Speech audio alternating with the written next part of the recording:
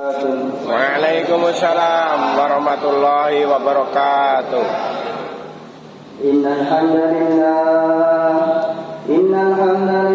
nasta'inuhu wa nastaghfiruh wa nu'minu bihi wa natawakkalu 'alaihi wa na'udzu bihi min shururi anfusina wa min sayyiati a'malina. Man yahdihillahu fala mudilla lahu ومن يضلل فلا هادي له أشهد أن لا إله إلا الله وحده لا شريك له وأشهد أن محمدا عبده ورسوله لا نبي بعده اللهم صل على سيدنا محمد وعلى آل سيدنا محمد.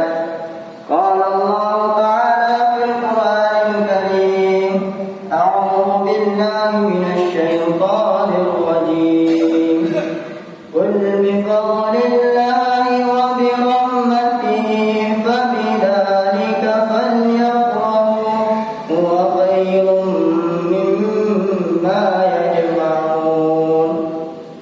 قال النبي صلى الله عليه وسلم خيركم من تعلم القرآن وعلمه atau kama qala Nabi sallallahu alaihi wasallam.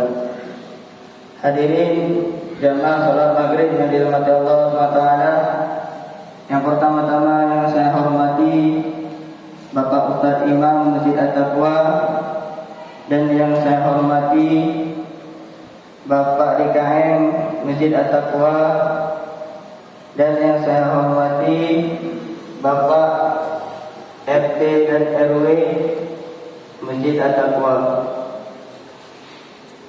dan yang saya hormati seluruh hadirin salat maghrib yang dirahmati Allah Subhanahu wa taala. Semoga kita semua dipanjangkan umurnya, diberkahkan rezekinya, dan dikumpulkan dalam surganya Allah Subhanahu wa taala. Amin ya rabbal alamin. Hadirin jamaah salat maghrib yang dirahmati Allah Subhanahu wa taala. Semua manusia di dunia ini menginginkan yang namanya kemuliaan, kesuksesan, dan kebahagiaan. Akan tetapi banyak manusia lupa caranya untuk menjadi orang yang mulia, untuk menjadi orang sukses dunia dan akhirat. Maka Allah Subhanahu wa taala telah mengutus para nabi dan para rasul, dan Allah Subhanahu wa taala juga telah mengutus nabi yang terakhir, yaitu Nabi kita, Nabi Agung, Nabi Muhammad sallallahu alaihi wasallam. Beliau telah memberi petunjuk kepada kita, jika kita ingin mulia di dunia dan akhirat, maka kita harus mendekatkan diri kepada pencipta dunia akhirat. Kita harus ada hubungan dengan pencipta dunia akhirat, yaitu Allah Subhanahu wa taala. Hadirin jamaah dirahmati Allah SWT, Allah SWT meletakkan kemuliaan manusia ini hanya dalam bertakwa kepada Allah Subhanahu wa taala. Allah berfirman dalam Al-Qur'an, "Inna akramakum 'indallahi atqakum." Sesungguhnya orang yang paling mulia di sisiku adalah orang yang paling takwa. Hadirin jamaah dirahmati Allah Subhanahu wa taala, takwa itu apa hadirin? Yaitu mengikuti, mentaati, mengerjakan seluruh perintah Allah Subhanahu wa taala dan meninggalkan seluruh larangannya Allah Subhanahu wa taala. Dan orang takwa ini hadirin juga punya masalah hadirin. Semua manusia di dunia ini punya masalah, karena memang dunia ini tempat ujian. Ad-dunya darul imtihan. Dunia ini tempat ujian. Semua manusia di dunia ini punya ujian dan punya masalah. Akan tetapi jika kita ini bertakwa kepada Allah Subhanahu wa taala, maka Allah Subhanahu wa taala akan memberi jalan keluar dari masalah-masalah yang Allah berikan kepada kita. Allah berfirman dalam Al-Qur'an surat At-Talaq ayat ketiga, "Wa man yattaqillaha yaj'al lahu makhraja wa yarzuqhu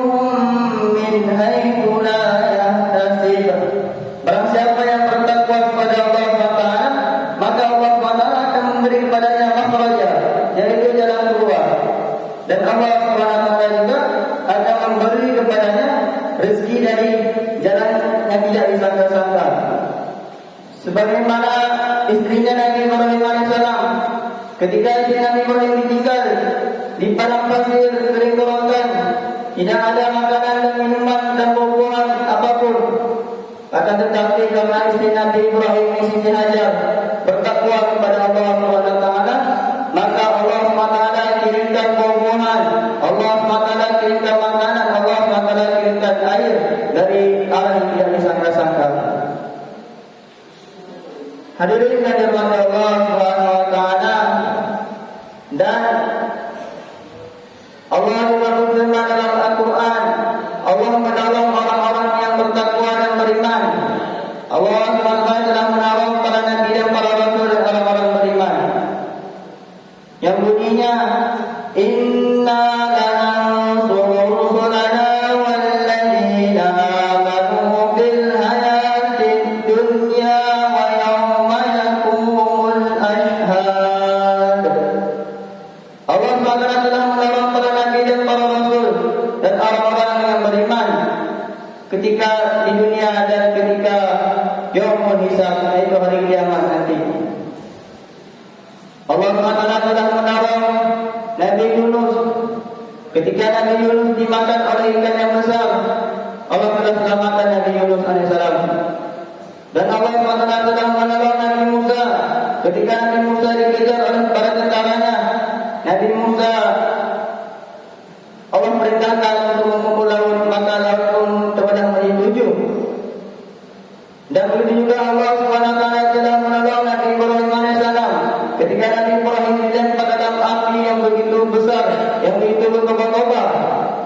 Allah SWT perintahkan kepada api, qulna ya naru kuni bardan wa salaman ala Ibrahim. Wahai api dinginlah, wahai api dinginlah dan selamatkanlah Ibrahim. Maka ketika itulah Nabi Ibrahim 40 hari 40 malam dalam api. Suatu helai pun rambut beliau, bulu badan beliau tidak ada yang terbakar, karena Allah SWT telah menyelamatkannya. Hadirin dan mata Allah SWT, itu para nabi hadirin. Ada juga yang bukan para nabi, itu para sahabat. Allah SWT telah menolong para sahabat, yaitu pasukan Ashabul Badar.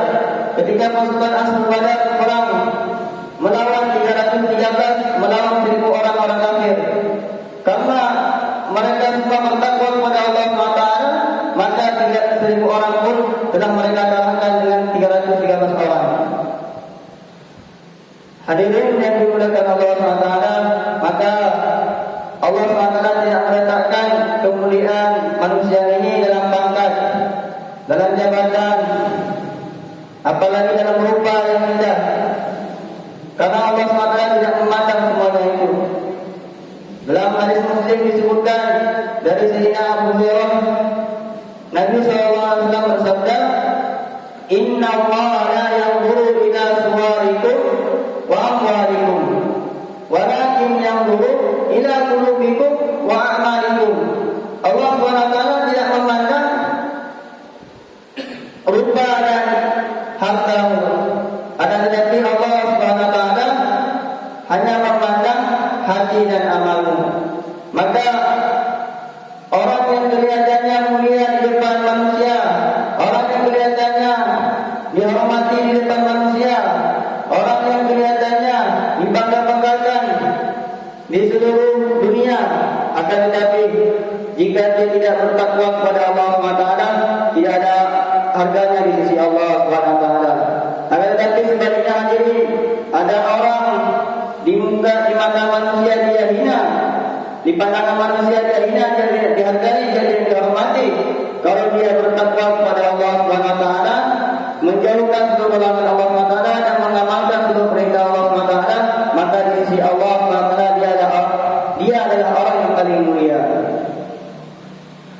Maka hadirin yang bersahabat, bagaimana cara kita ini untuk mengusahakan ketakwaan kita, yaitu dengan salah satunya kita sering mengulang sifat Allah SWT. Allah SWT Al-Basir, Allah SWT Maha Melihat, Allah SWT Al-Alim, Allah SWT Maha Mengetahui, Allah SWT Al-Sami', Allah SWT Maha mendengar. Maka jika tiga sifat ini sering kita ulang-ulang dalam hari-hari dalam kehidupan kita, maka akan timbul dalam hati kita yaitu sifat takwa, takut hanya kepada Allah SWT. Ketika kita ingin berbuat maksiat, kita ingat Allah SWT mengetahui, Allah SWT Maha melihat, maka kita pun tidak jadi berbuat maksiat. Ketika kita ingin menghibah orang, ketika kita ingin berbincang-bincang, memfitnah orang, maka kita mengetahui Allah SWT Maha mendengar, maka kita pun tidak jadi menghibah orang. Maka tiga sifat ini sering kita ulang dalam kehidupan kita sehari-hari sampai menancap dalam hati kita, sampai kita betul-betul takwa kepada Allah Subhanahu wa taala. Dan yang terakhir, kita berdoa kepada Allah Subhanahu wa taala supaya Allah Subhanahu wa taala menolong kita untuk beramal saleh, supaya Allah Subhanahu wa taala menolong kita supaya mudah untuk mengerjakan seluruh perintah Allah dan meninggalkan seluruh larangan Allah Subhanahu wa taala. Alhamdulillah, cukup sekian yang dapat saya sampaikan. Apabila ada kurangnya itu dari saya sendiri, dan apabila ada lebihnya itu murni dari Allah Subhanahu wa taala. Wabillahi taufiq wal hidayah. Assalamualaikum warahmatullahi wabarakatuh. Waalaikumsalam warahmatullahi wabarakatuh.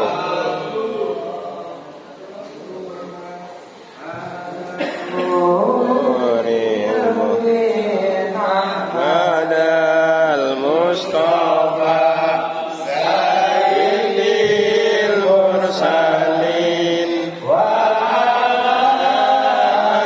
alihi wa sahbihi ajma'in wa sallallahu ala nuril mubin Ahmad Mustafa Sayyidil Mursalin wa ala alihi wa sahbihi ajma'in wa ala alihi wa sahbihi ajma'in. Allahumma shalli wa sallim wa barik alaihi.